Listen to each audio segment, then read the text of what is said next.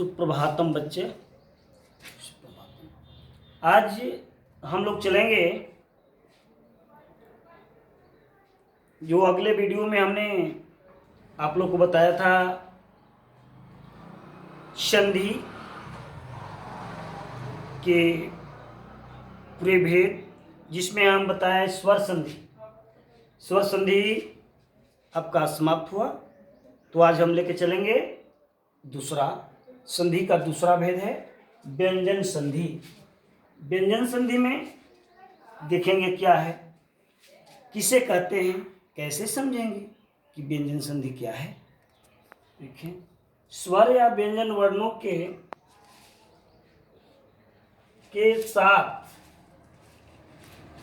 स्वर या व्यंजन वर्णों के साथ व्यंजन वर्णों के मिलने से जो विकार अथवा परिवर्तन होता है उसे व्यंजन संधि कहते हैं। कहता है कि व्यंजन संधि क्या है, सूचना है कि व्यंजन वर्णों के, व्यंजन वर्ण किसे कहते हैं, तो स्वर या व्यंजन वर्णों के साथ व्यंजन वर्णों के मिलने से जो विकार अथवा परिवर्तन होता है उसे हम व्यंजन संधि कहते हैं। देखिए, ऐसे व्यंजन वर्ण है, व्यंजन के साथ व्यंजन भी मिलेगा तो व्यंजन वर्ण होगा। यहाँ ध्यान देना है, व्यंजन वर्ण, व्यंजन है व्यंजन या व्यंजन, तो उत जोड़ चारणम बराबर उच्चारण। वहाँ देखना है कि जगत जोड़ ईसा जगदीशा, इसमें देखिए तब व्यंजन है और ई जो है स्वर है, तो जगत जोड़ ईश। यही बात हुआ कि व्यंजन वर्णों के साथ स्वर या व्यंजन वर्णों के मिलने से जो विकार अथवा परिवर्तन होता है उसे व्यंजन संधि कहते हैं। इस प्रकार भी परिभाषा दे सकते हैं, जैसे मैं लिखा कि स्वर या व्यंजन वर्णों के साथ व्यंजन वर्णों के मिलने से जो विकार अथवा परिवर्तन होता है उसे व्यंजन संधि कहते हैं। या इस तरह दे सकते हैं कि व्यंजन वर्णों के साथ स्वर या व्यंजन वर्णों के मिलने से जो विकार अथवा परिवर्तन होता है उसे व्यंजन संधि कहते हैं। जैसे जगत जोड़ ईश जगदीश। अब देखिए, व्यंजन संधि के निम्नलिखित नियम है।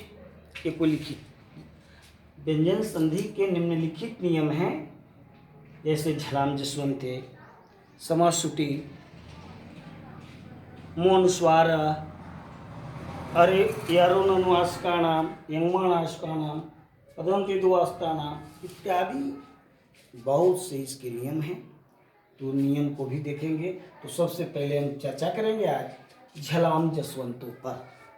झलाम जसवंतों पर हम चर्चा करेंगे कि क्या होगा। झलाम जसवंतों पर चर्चा होगी कि यदि, कहता है कि यदि वर्ग के, यदि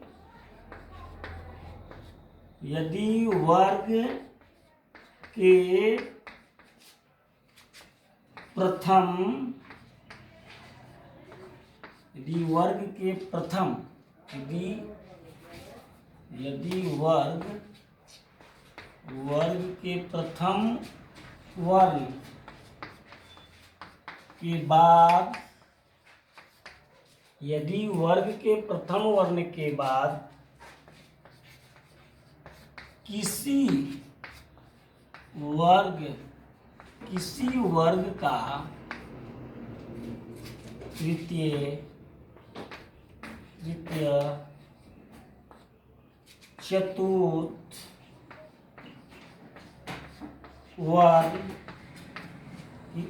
चतुर्थ वर्ण या र ल व तलावेश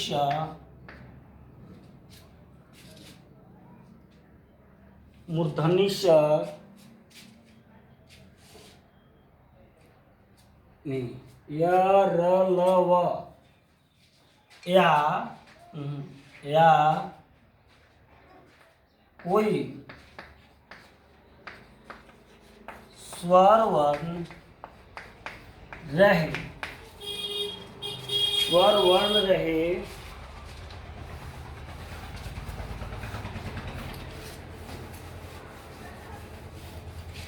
स्वर वर्ण रहे,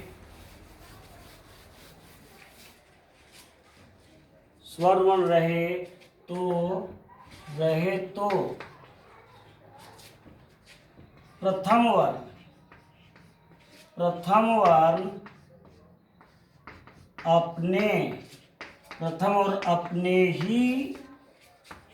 अपने ही वर्ग का तृतीय वर्ण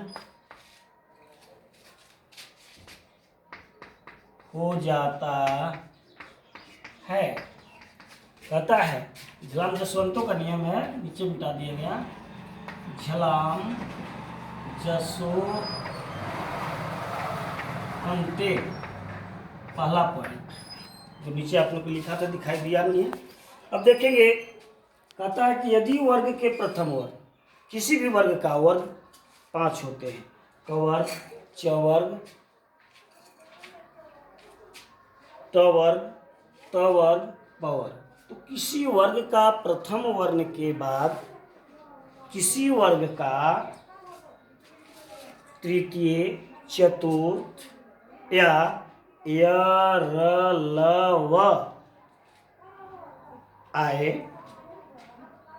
तो आने के कारण वह जिस वर्ग का प्रथम वर्ण है वे अपने ही वर्ग का तृतीय वर्ण हो जाता है।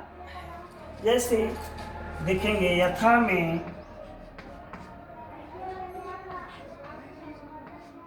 दिक जोड़ गज, देखिए दिक जोड़ गज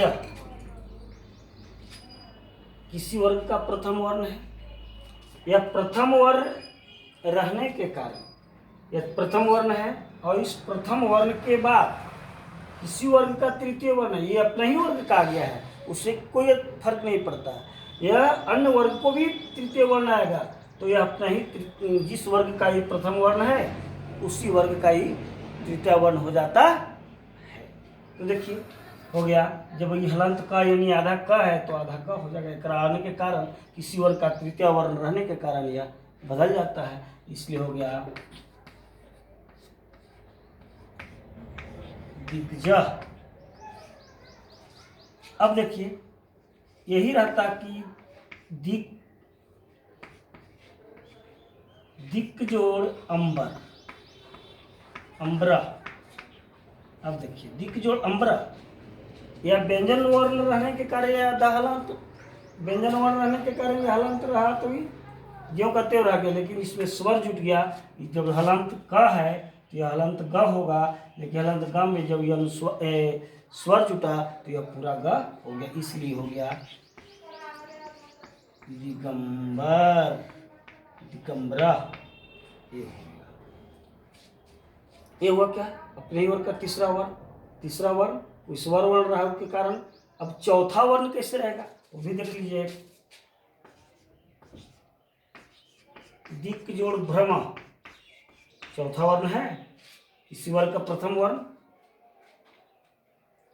किसी वर्ग का प्रथम वर्ण है और किसी वर्ग का चतुर्थ वर्ण है, इसलिए क्या हो गया, चौथा वर्ण हुआ तो ये अपने तीसरे ही वर्ण होगा, इसलिए दिक जोड़ भ्रमा बराबर हो गया दिग भ्रमा। ये हुआ। अब आप देखें यरलव पर देखना चाहते हैं तो उस पर भी एक आप बताएंगे आप लोग को। जैसे आप देख सकते हैं अच जोड़ अंत, इस पर देख सकते हैं अच जोड़ अंत। देखिए इसी वर्ग का च वर्ग का प्रथम वर्ण है, इसके बाद व्यंजन वर्ण है, इसलिए क्या हो गया, अपने ही वर्ग का तीसरा वर्ण च छ ज, तीसरा वर्ण ज हो गया, इसलिए हो गया अजंत। चलिए बच्चे और इस पर सीखना चाहते हैं तो बोले। तो देखेंगे अब समासूटी, अब दूसरा नियम पे चलेंगे हम, समासूटी।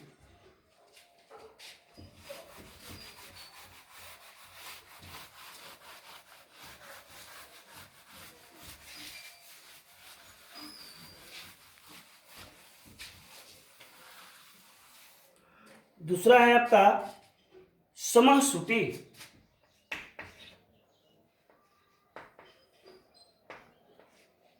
समाश्रुति,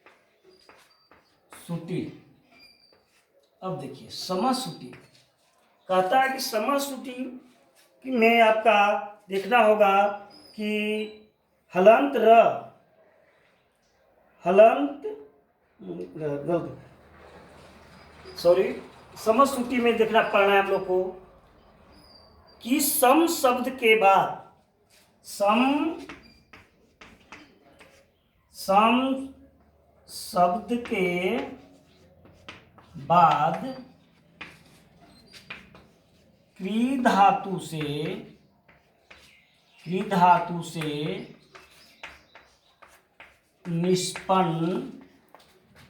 निष्पन्न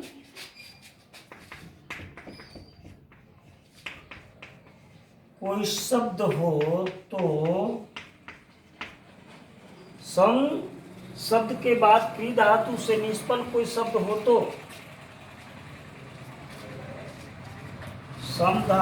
समश्रुति का बाद सम शब्द के बाद क्री धातु से कोई निष्पन्न शब्द हो तो उस स्थिति में हम देखेंगे कि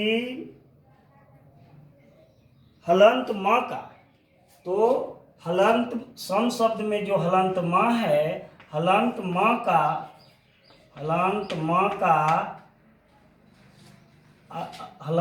का विसर्ग हो जाता है और आधा यानी हलंत दंती स का आगमन हो जाता है। हलंत दंती स का आगमन हो जाता है।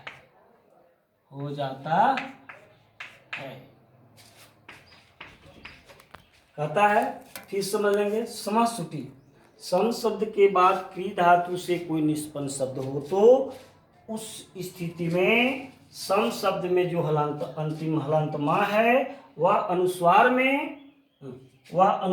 में और हलंत अनुसार में बदल जाता है और हलंत दंती स का आगमन हो जाता, अनुस्वार में बदल जाता है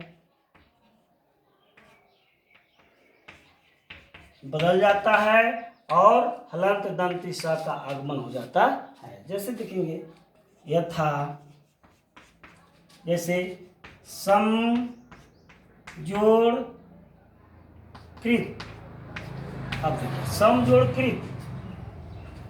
जोड़ कृत, तो यह सम शब्द है, तो सम शब्द के बाद कोई क्री धातु से निष्पन्न हो रहा है तो उस स्थिति में क्या हो जाएगा, हलंत माँ का अनुस्वार होगा,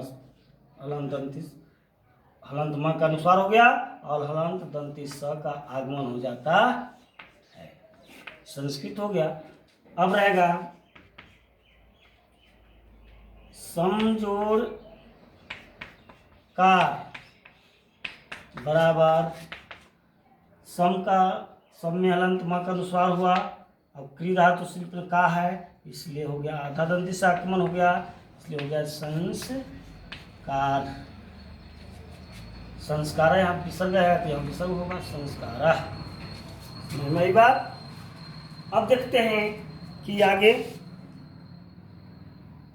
देखेंगे कि एरोनानुस का अनुनास का हुआ। समश्रुति का पॉइंट आपका ठीक हुआ। समश्रुति यानी सम शब्द के बाद क्री धातु से निष्पन्न कोई शब्द हो तो हलंत माँ का अनुस्वार हो जाता है या अनुस्वार में बदल जाता है और हलंत दंती स का आगमन हो जाता है। जैसे समजोड़ कृत बराबर संस्कृत, समजोड़ कारः बराबर संस्कार। हाँ।